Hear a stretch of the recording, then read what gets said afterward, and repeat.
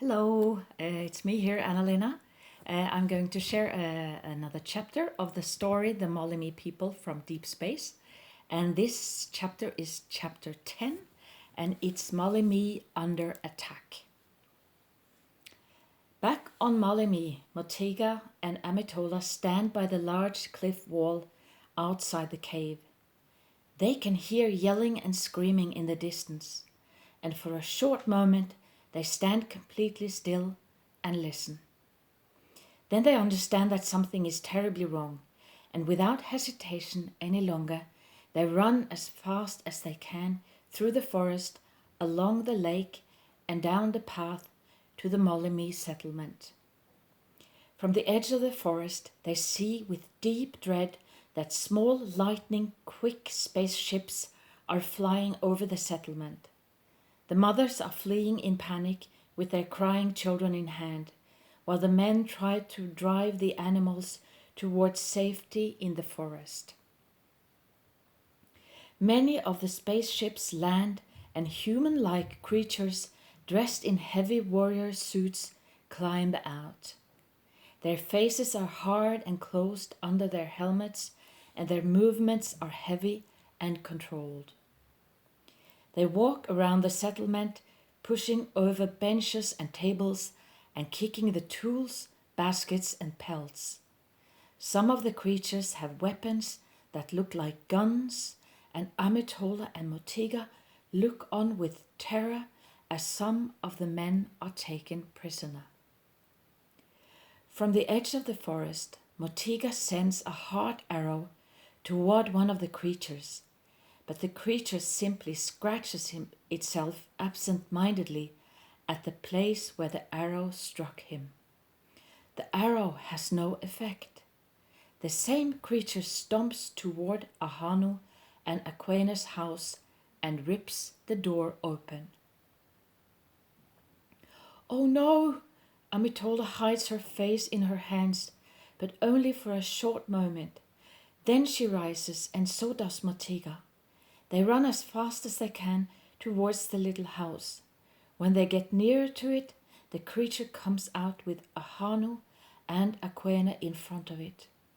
The two elderly Mollimis have been taken prisoner, but when they lay their eyes on Amitola and Motega, they yell as loud as their voices can bear it. "Amitola and Motega, go! Help the others! Take them to the cave!" Amitola and Motega stop. They are both crying, but now the creature turns toward them, and Ahanu and Aquene just yell even louder. "Run! Save the others!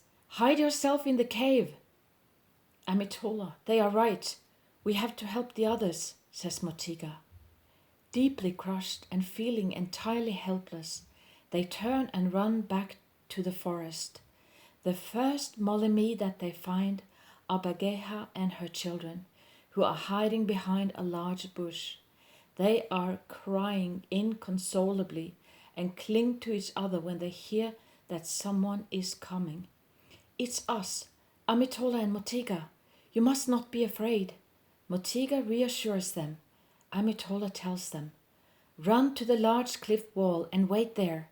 We will come as soon as we can, but we must find the others first."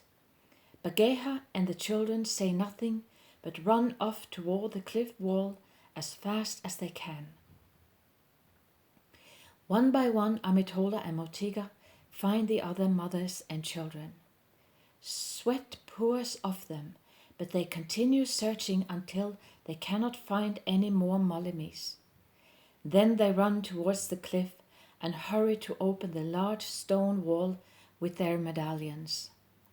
For a brief moment the children forget their fear.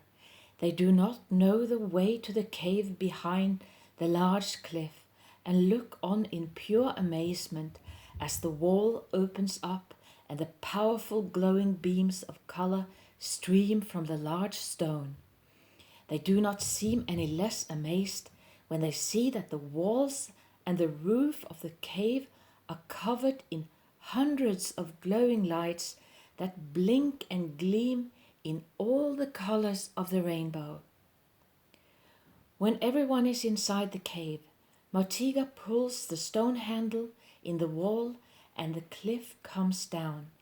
Amitola finds her mother, Velke, and her little brother, Amkusumu.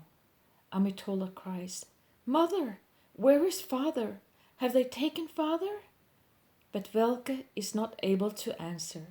She just sobs and they hold each other. Many of the other Mollimis are also crying. Their men have been taken prisoner. Suddenly the cliff wall goes up and the old woman Ekoesel stands outside. She is so tired that she can hardly stand on her legs. Her face is covered in dirt and her clothing is torn. Amitola and Motega hurry outside to help her, and when they are back inside the cave, they find a place where she can sit and rest. The others gather around her. "Our men, they are being held prisoner in my house, together with Aquene and Ahanu. I got away at the last moment." Ekoesel's voice is a weak whisper, and when she lays down, she instantly falls asleep. The other Mollimis sit together and try to comfort each other as well as they can.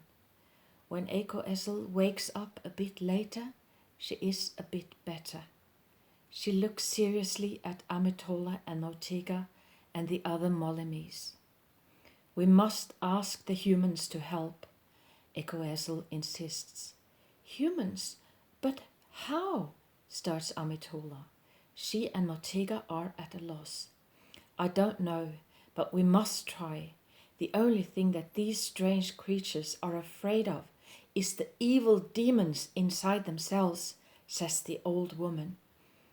"But who are they and where do they come from?" Amitola fights back tears. "They come from an enemy planet where there is war." Ekoesel's eyes are deep and dark. "What do they want with us here on Mollimi?" Motega has a deep wrinkle across his forehead. Their own planet suffers. They seek other places to live. "But we don't have much time. You must hurry. Speak with the 2 young humans whom you have met on Earth. Ask them if they can help." Amitola and Motega look seriously at the old woman and nod. "We will go this instant," Amitola reassures her. "Wait a moment." Ekoesel takes out a leather bag which she keeps around her neck. "Give these to your friends so that they can travel to Mollimi." In the bag, Ekoesel has 2 medallions. Amitola and Motega pause a moment and look at the old woman and the other Mollimis. Then they run through the cave and out onto the plateau.